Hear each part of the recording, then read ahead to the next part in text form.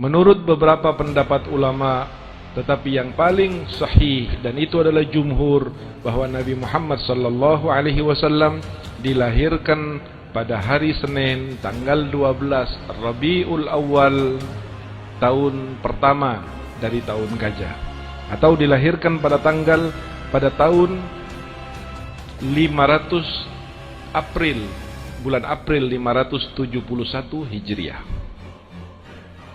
Dilahirkannya Rasul sallallahu alaihi wasallam persis di tahun di mana pasukan gajah Abraha datang untuk menghancurkan Ka'bah. Abraha yang disebutkan bahwa dia berasal dari Yaman, seorang raja yang merasa cemburu dengan adanya orang-orang di sekitar Jazirah Arab setiap tahun datang ke Mekah untuk melakukan ibadah haji dan tawaf di Baitullah.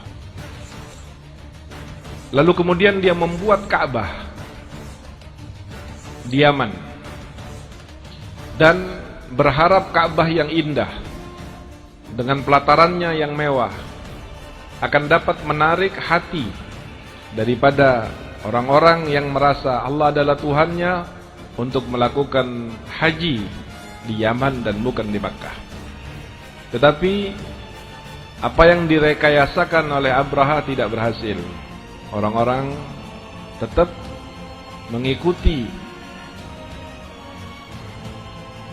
ajaran yang Allah Subhanahu wa taala turunkan kepada Nabi Ibrahim alaihissalam, bahwa tawaf Baitullah adalah di Ka'bah.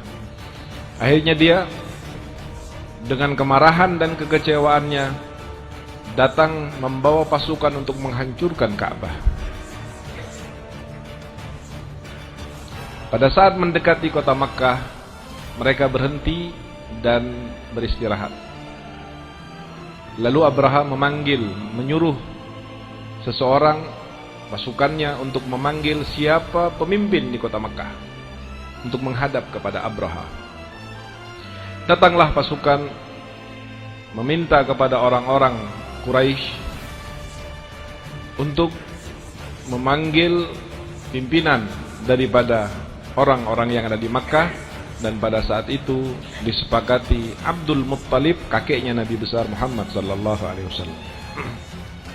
Berangkatlah Abdul Muttalib, kakek Nabi, menghadap Abraha. Lalu Abraha mengatakan niatnya datang ke Mekah untuk menghancurkan Ka'bah. Pada saat Abraha mendekati kota Makkah, pasukannya merampas seluruh unta dan kambing piaraan dan gembalaan orang-orang Makkah. Dia rampas semua, termasuk 100 ekor unta dari milik Abdul Muttalib.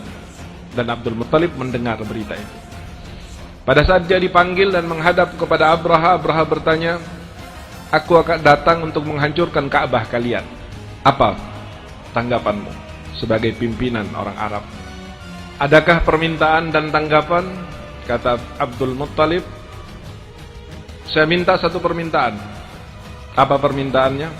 "Kembalikan unta saya yang 100 dan kembalikan unta-unta yang dimiliki oleh orang Makkah serta kambingnya yang telah kau rampas." Abraha merasa heran. Abraham mengatakan, "Aku tidak menyangka pimpinan Mekah yang menguasai Ka'bah sedemikian rendah nilainya. Aku datang dari jauh dengan membawa pasukan yang besar, dengan membawa pasukan gajah untuk menghancurkan Ka'bah. Lalu engkau datang kepadaku bukan minta agar supaya Ka'bah jangan dihancurkan, bukan minta supaya aku pulang dan tidak melanjutkan niatku, tapi yang kamu pikirkan adalah unta-untamu yang aku rampas." Apa jawab Abdul Muttalib? "Ana Rabbul Ibili walil Ka'bati Rabbun yahmiha." Wahai Raja Abraha, saya adalah pemilik unta yang kau rampas. Maka yang saya ingin minta adalah unta-unta saya. Sementara ketika kamu bertanya kenapa saya tidak membela Ka'bah, kenapa saya tidak mempertahankan Ka'bah, ketahuilah sesungguhnya Ka'bah itu punya ada pemiliknya dan Allah pemiliknya. Kalau urusan unta kamu berhadapan dengan saya, tapi kalau urusan Ka'bah kamu akan berhadapan dengan Allah Subhanahu wa ta'ala. Maka dikembalikan untanya. Lalu kemudian orang-orang, kembalilah Abdul Muttalib ke Mekah, dan Abdul Muttalib menyuruh orang-orang untuk keluar dari kota Mekah di bukit-bukit yang ada di sekitar Mekah.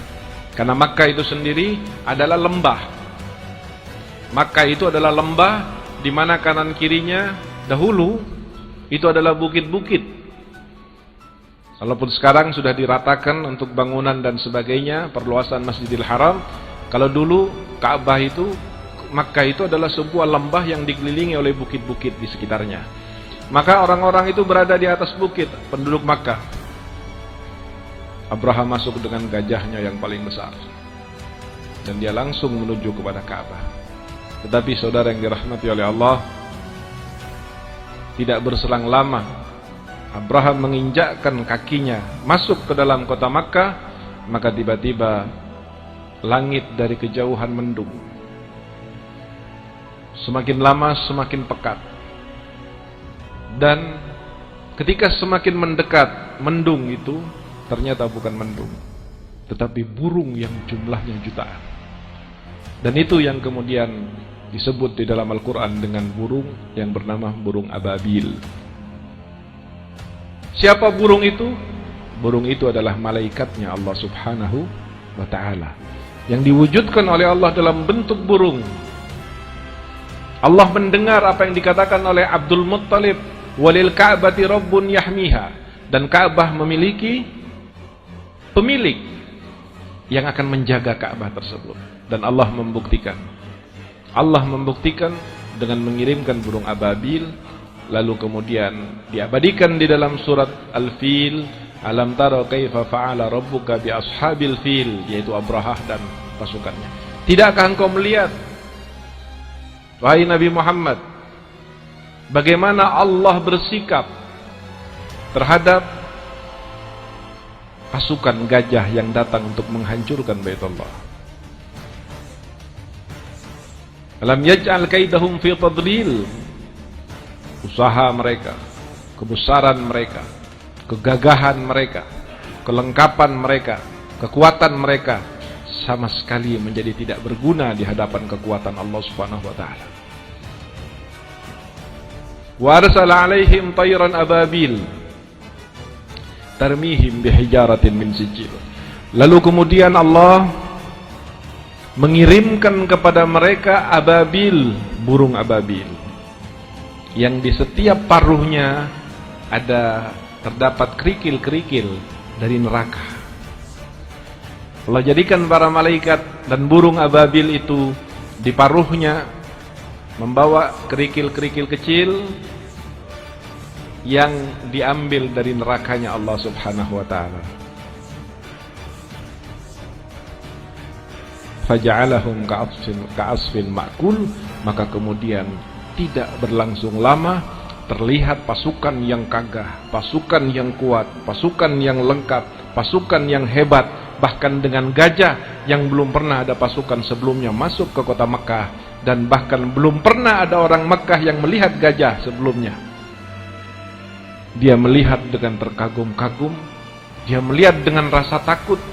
Tetapi tidak lama kemudian Allah tunjukkan bahwa sesungguhnya kekuatan di sisi Allah.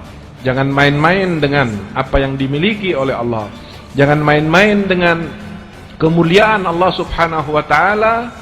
Kemudian setiap burung yang di paruhnya memegang hajar, kerikil dari neraka itu dilepaskan, tidak mengenai seseorang dari pasukannya ataupun dari kendaraan gajah dan kudanya, terkecuali batu itu menembus dari mulai kepalanya sampai masuk ke dalam tanah, sehingga badan mereka lobang-lobang dan kering.